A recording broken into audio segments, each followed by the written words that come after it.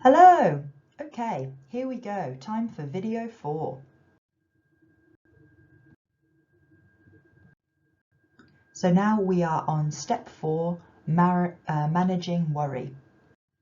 I hope you're all very excited about this one. We're starting to get into the nitty-gritty here. So before we begin, if you are sick of hearing the sound of my voice and you would prefer to read this information, or if you feel like this is going into a bit too much detail for you and you want a bit more of a snapshot, I've got lots of links to resources about very similar information to what we're going through today.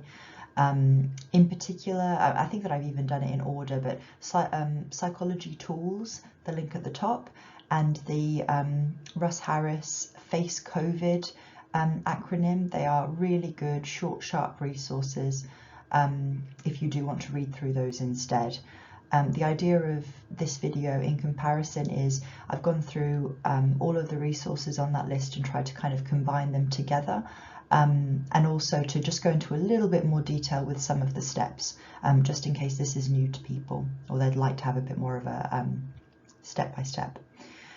So we're going to go into just a little tiny bit more information about our evolutionary brain. We've talked a little bit about stress so far, but just to kind of, just to really emphasize why some of these steps, things like writing things down, can be particularly helpful.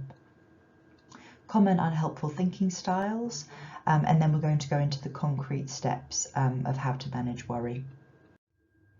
So we've talked already about our stress response and how we want to get a balance between feeling stressed and rest and digest, so feeling relaxed as well.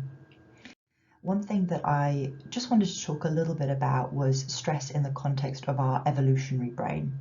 So when we look at our brain, we've got these three distinct sections that reflect our evolutionary past. So at the bottom there, we've got our fight or flight kind of center, and that's what we would call our reptilian brain. So this is kind of the oldest part of the brain, the one that's really, really hardwired to respond to things automatically and instinctually without any thought whatsoever. So when we are stressed, that is the part that's dominating. That's the part that's taken over. The middle section there, our social or emotional brain. So this is what we would call our mammalian brain. And so this is the center for emotion and center for memory. And you can see we've got a red dot in there, and that is about where our amygdala is. Now, the amygdala is kind of like, you might sort of think of it as the gatekeeper, or the the communicator of information, the relay of information. So specifically related to danger. So if we get information that may or may not be dangerous, or something that we perceive to be perhaps dangerous, our amygdala will make that decision automatically, and if it thinks it might be dangerous, it will send that message to our fight-flight system, and then it will take over. So, for example, if we're walking in the bush and we see a stick on the ground in front of us, we see that stick, that goes straight through to our amygdala. Our amygdala thinks that looks a bit like a snake, it might be a snake. It sends that signal through to our fight-flight region of our brain, and then that takes over and we feel frightened, and we might even straight away back away and run. Before we've even gone to our neocortex, that top yellow spot, which is kind of the logical, I suppose a bit more sensible part of the brain, which can weigh up things, look at evidence. It's where we have our imagination. It's all of those sorts of things. So this is why we tend to get stressed and frightened, is that our brain has kind of evolved to bypass this logical part of our brain and to just divert straight to our fight-flight response if we see something that could be dangerous. It obviously makes sense for our brain to err on the side of caution with these things. It doesn't want to wait around and see whether it's a snake or not. It doesn't want to see whether that's a spider or just a tickle on the leg. This is why, you know, if we touch something hot, our body jerks our hand away before we've even thought about it. Our brain is very good with coming up with these shortcuts to try to keep us safe, so that we have these instinctual responses rather than umming and ahhing for ages, and then coming to the decision, oh yeah, I suppose I should move up my hand away from that kettle. So the reason why I'm rambling about this, I suppose, is because when we are talking about managing worry, we're kind of trying to switch our amygdala off, or get our neocortex back online, because from this very emotional state and this fight-flight state, we are not going to be making very logical decisions. We are going to be reacting according to our fight, flight, and freeze response. The cool thing is that the amygdala seems to be deactivated. It seems to switch off when we go into that observing mode that we talked about before, that mindful state where we are just watching ourselves and watching our responses and our bodies rather than getting caught up in it. So again, and we've talked about this before, but when we are stressed, once that signal gets triggered, once we are in that fight-flight mode, everything around us looks even more threatening. We're looking for even more danger. If you want an example of this, think about when you're hungry. If we are feeling stressed, and of course being hungry is a form of stress, I don't know about you, but I am much more irritable, I am much more short-tempered. You know, every tiny thing is pissing me off, and this is that very deep connection we have between our bodies and our brains, that if we are feeling stressed, it's like we've got this filter on everything else that makes it seem more irritating, more dangerous. It's going to set us off even more, and it starts to create a bit of a vicious circle. So, for example, if I'm thinking we're all going to die, that thought, because our neocortex, because that yellow part of our brain is so good at imagination, if we are thinking and imagining an apocalyptic world where we're all dead, it actually triggers the same fight-flight response. Our amygdala still gets that signal going to our body as if that is actually happening.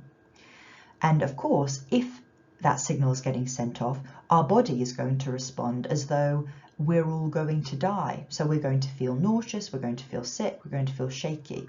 And this, of course, then might influence our behavior. So we might be snappy with strangers, we might start panic buying, or alternatively, we might go into more of a flight mode and we might just try to bury ourselves with distractions and not think about anything. So this is what we're kind of trying to avoid here. We want to try to catch these thoughts, which might be setting our amygdala off, and almost kind of getting that objectivity back into it, observing it rather than just letting ourselves get carried away with that image, so that then we can control the way our body responds and ultimately our actions as well. I hope that that's making sense. So when we are stressed, when we have that sort of mental filter on everything, we tend to think in sort of unhelpful thought patterns. And if we have a look at some of these, there's the link there, and I'll put the link in the notes as well, on the PDF of all of these different unhelpful thinking patterns. But we've got all or nothing thinking, so thinking it's either, you know, everything is great or nothing is great. You know, if something's going bad, that means it's all going bad and it's all going to be a huge disaster. Mental filter is where we only see the bad things and we don't see the good things. So, you know, if there are 20 people in a queue at the supermarket and one of those 20 people is, you know, has got a big pile of stuff and they're, you know, clearly being a bit hoardy, then we're going to really focus in on them and ignore everybody else that's acting perfectly normally, and we're going to start to think, oh no, everyone's acting like that. Jumping to conclusions. So, you know, if someone down the road got sick, that means everyone's going to be sick. Emotional reasoning is where I feel frightened, that means that it's an emergency. So feel free to kind of go through those, but you get the picture that they tend to be these more extreme, all or nothing ways of thinking. And of course, this makes sense because if you think about us being in that fight-flight mode, our brain wants us to be taking shortcuts. Our brain doesn't want us to be umming and ahhing and weighing up the details and the shades of grey. It wants us to be coming up with the fastest conclusion that's in our brain's mind, in our brain's logic at least.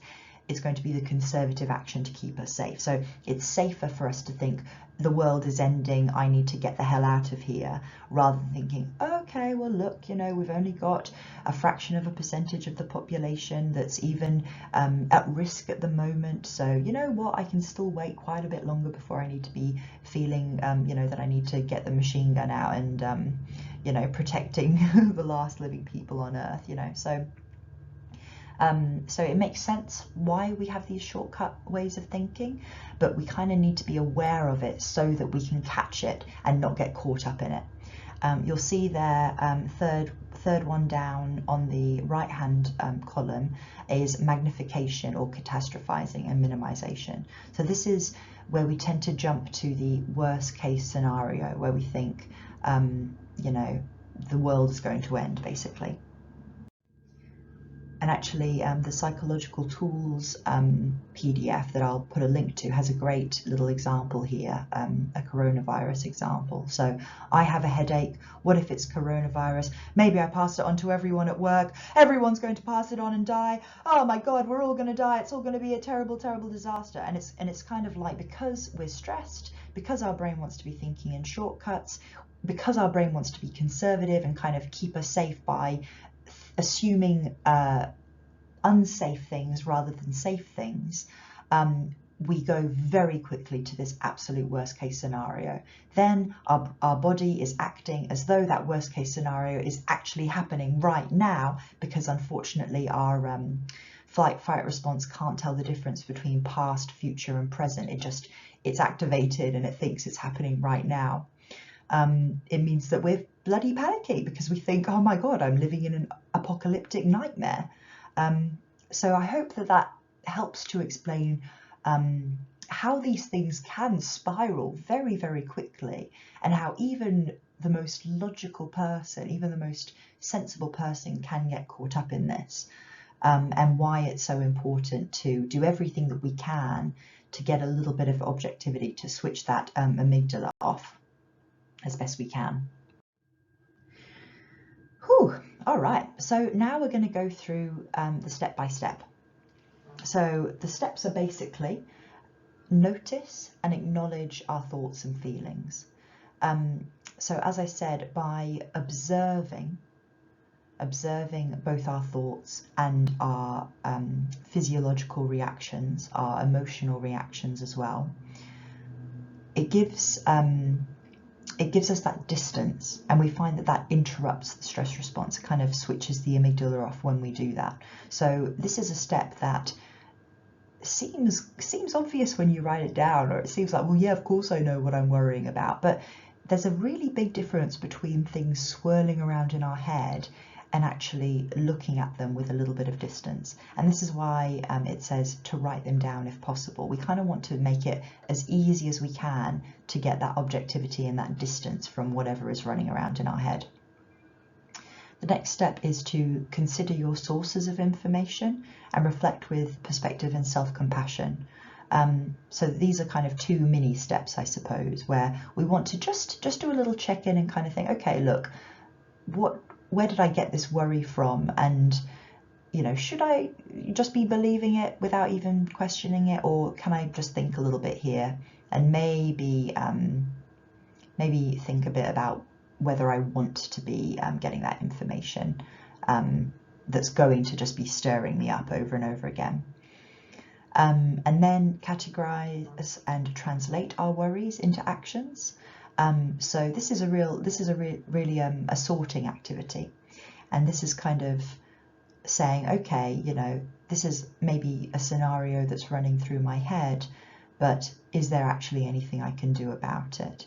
And maybe I can't control that outcome, whether we're all going to die or whether the government does this, that, or the other, but I can control this, this, and this, and so that's what I'm going to focus on.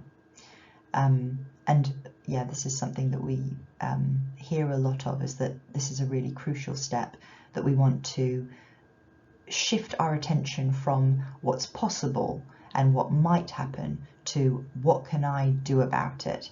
And we find that we get much more calm, we feel much better when we have a bit of a plan that we're working to.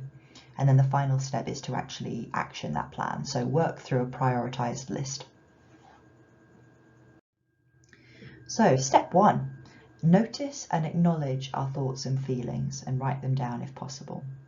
So let's have a look at that list on the left. So this is a very simple table.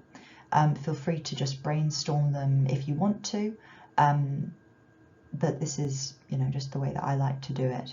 And you'll see that in the different resources there are a few different ways to do this.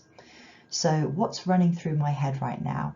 And again, this is the key step where we are trying to get some distance between the things that are swirling around and taking us over, and so that we can look at them with a little bit of objectivity.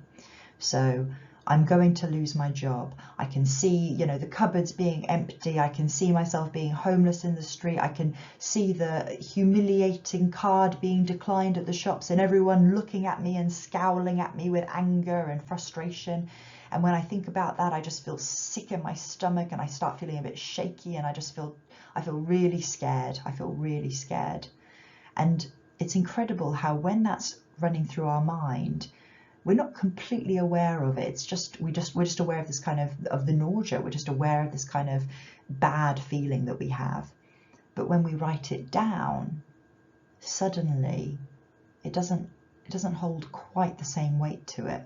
So looking at that, I'm going to lose my job. Okay, images of running out of food. Okay, well look, I mean, I don't think that's particularly likely. I mean, loads of my family have offered to get me things if I'm hard up for cash. I've got a neighbour that's offered, okay, look, the chances of me starving to death are pretty slim.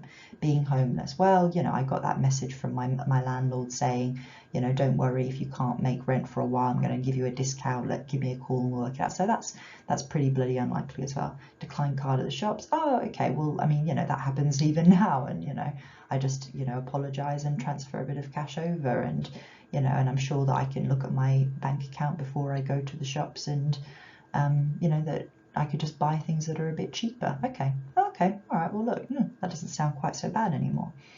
And then the next thought, oh, people are bloody idiots, and you kind of think, oh, you just all of these flashes of people fighting over toilet paper in the supermarkets all over the world, and already I kind of feel a bit irritated, and I feel kind of tension in my neck and my jaw, and I can feel my fists clenching, and I feel kind of irritable, but I also feel pretty bloody scared because I don't want to be in a fight. But suddenly, I see it written down, people are idiots. Well, not everyone is an idiot. Just that very small number of people that are doing that maybe are a bit silly. But that's definitely the minority, and I don't think most people are acting that way. Oh, okay. I won't go through that last one. But yeah, you can kind of see what I mean, that just the act of writing it down, it really makes a big difference in that first step towards feeling better about whatever it is that we're worrying about. So I know that there aren't many people that are keen to jump into this step straight away. It's kind of, there's this feeling of, oh, well, I'll just think my way through that. But I'd really encourage you to do that. And if now is a good time for you, why don't you do it now? Why don't you get a pen and paper, draw up a table like the one that's on the screen, and write down some of the worries that have been running through your mind. And, you know, to be honest, I know it sounds a bit crazy, but the sillier the better. You know, it's almost like we're kind of releasing that and acknowledging that. And by doing that, suddenly it makes it far more manageable. So if you'd like to pause now and do that, please do go ahead.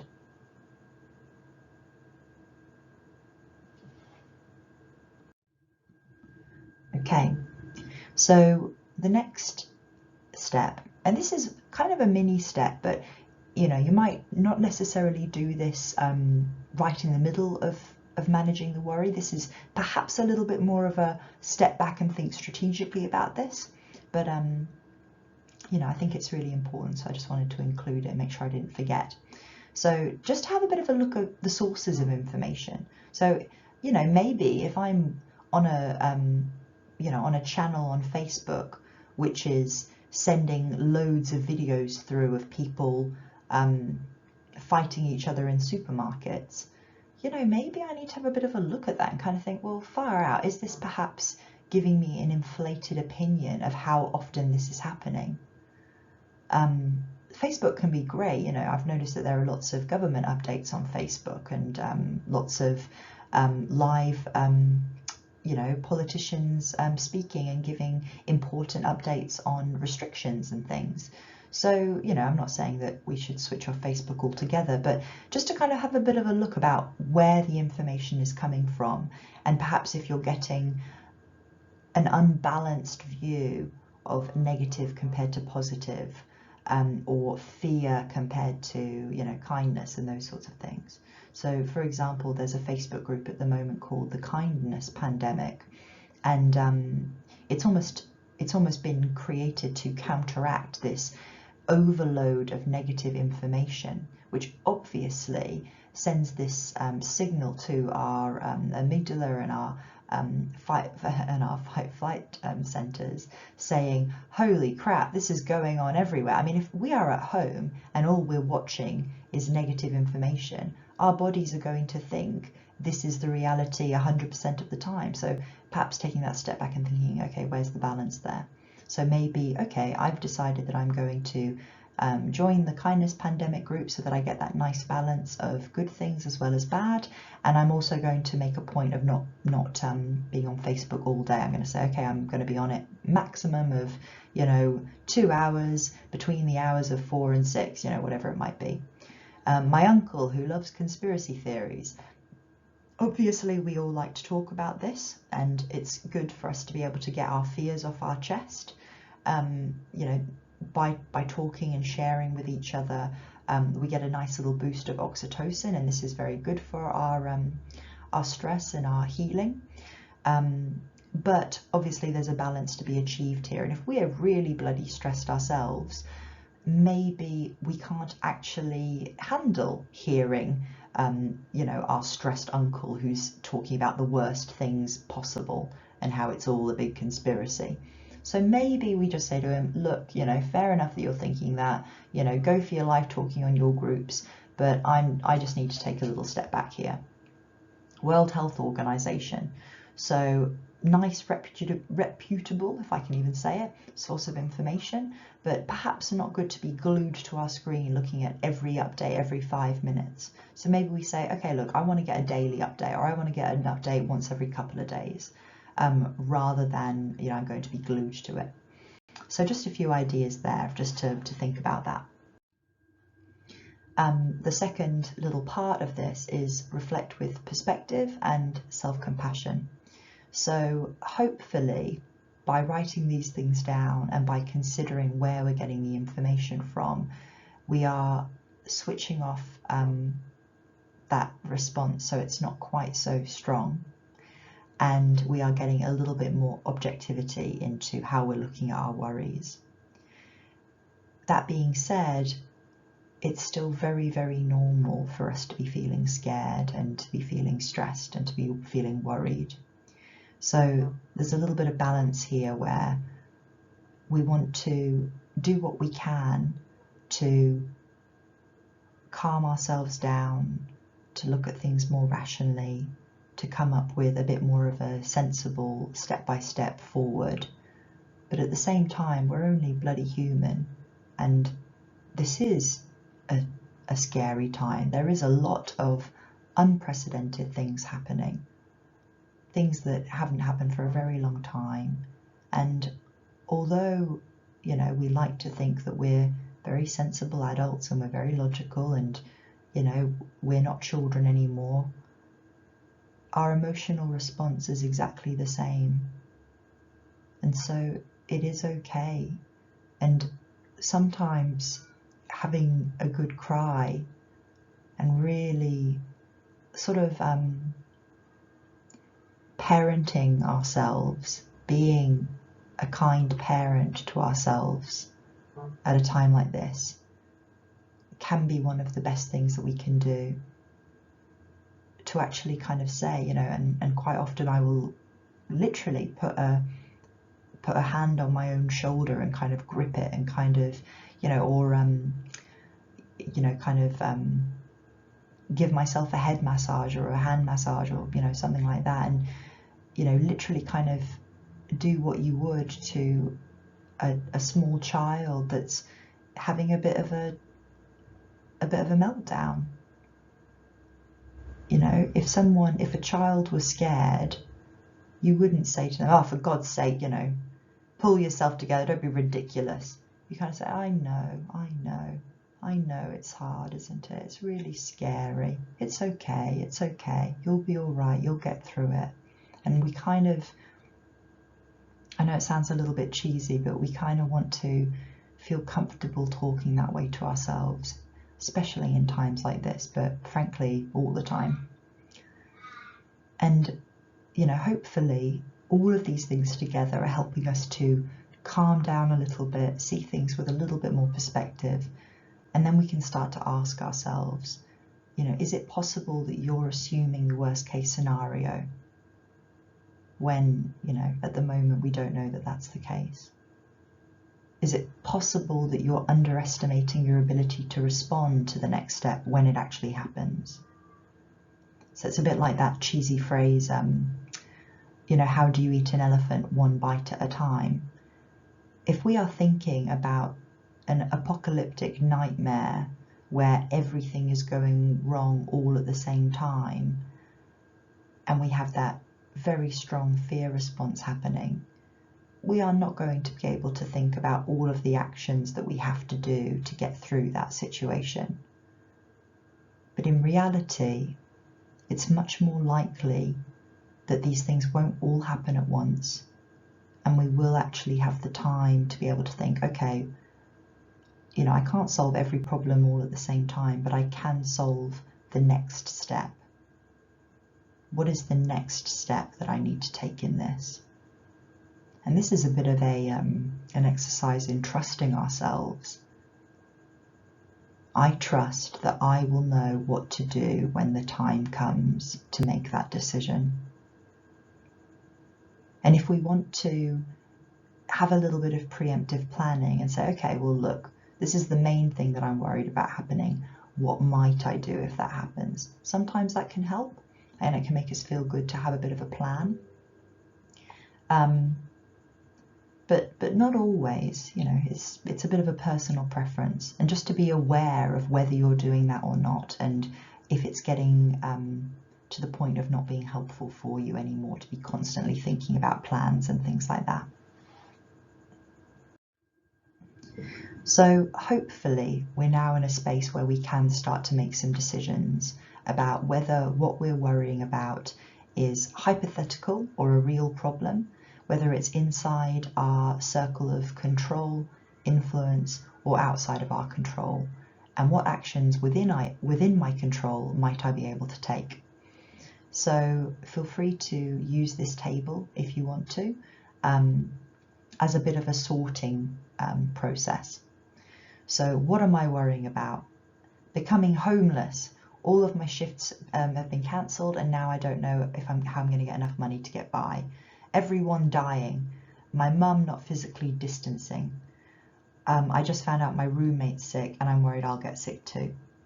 So hopefully we can already see that there's a bit of a difference here between what, and this is a reference from the psychological tools, so the first one on the list, of links. The difference between a hypothetical worry and a real problem worry. So becoming homeless is something vague in the future, might happen, might not happen, I'm not sure, but it's just kind of buzzing around in my mind.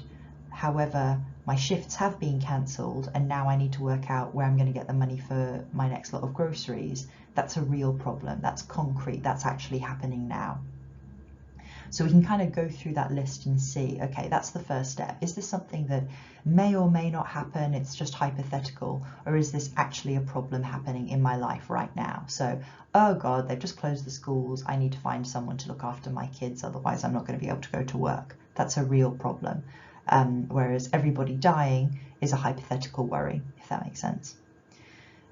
That can sometimes help us to say, okay, maybe that gives me a bit of a clue about what to prioritize.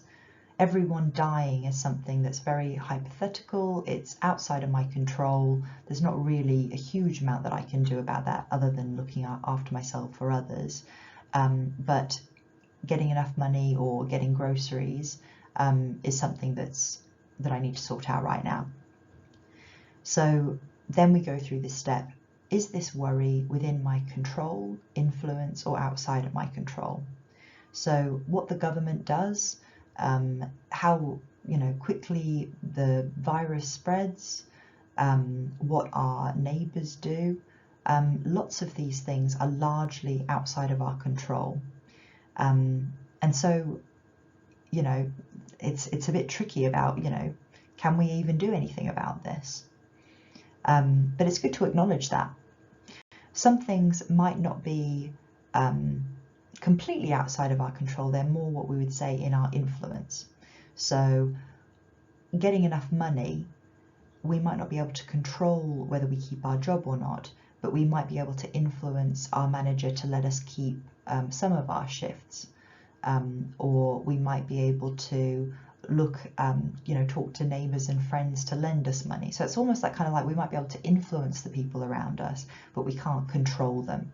So a bit like friends and family that we think are doing too much or not doing enough to physically distance and look after their health.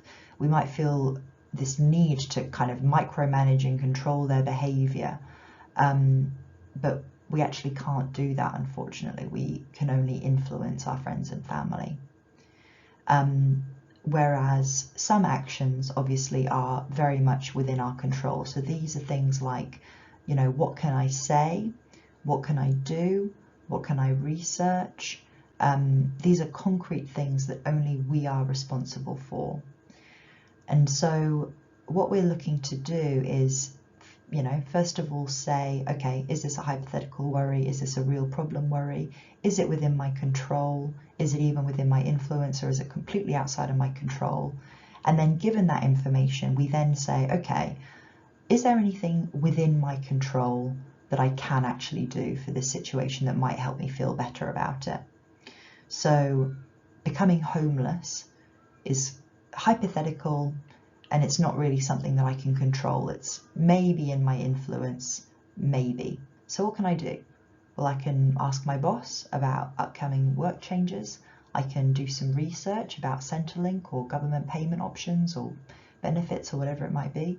I can contact my landlord and ask them if there's any flexibility with rent payments. Everybody dying, that's a hypothetical worry, and that's completely out of my control. So, unfortunately, there isn't really anything within my control that I can do to resolve that worry. So what I really need to do is control my reaction to it. So how can I accept the uncertainty around this? Well, maybe I can practice some mindfulness and other relaxation skills. Maybe I can just focus on managing my own feelings of anxiety around it, and that's as much as I can control right now.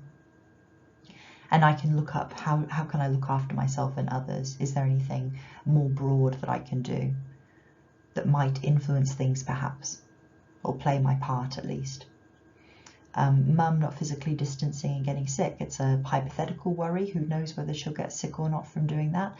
Maybe it's within my influence, so maybe I can talk to her and try to convince her, But ultimately, she's responsible for her own behaviour, and I can't control it.